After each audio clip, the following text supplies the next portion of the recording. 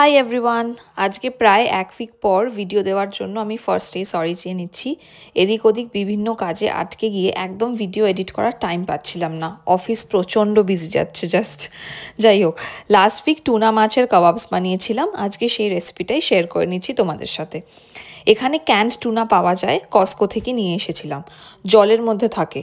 তো জলটা আগেই ঝরিয়ে নিয়েছি, তারপর দিয়েছি আলু সিদ্ধ, নুন, পেঁয়াজ কুচি, ধনেপাতা, গরম মশলা, গার্লিক পাউডার, জিঞ্জার পাউডার, তোমরা চাইলে জিঞ্জার গার্লিক পেস্টও ইউজ করতে পারো, জল ঝরানো টক দই, লাইম জুস। বাইন্ডিংয়ের জন্য দিয়েছি কর্নফ্লাওয়ার আর দুটো ডিম।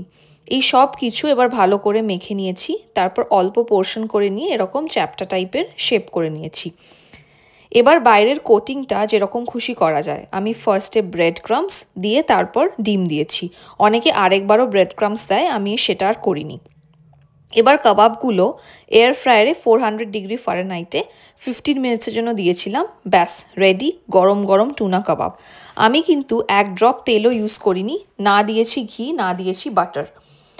এটা খুবই হেলদি একটা ডিনার অপশন, তোমরা ডেফিনেটলি বাড়িতে ট্রাই করতে পারো।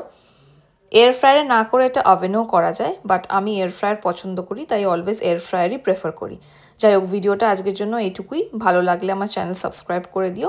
আজকের জন্য টাটা।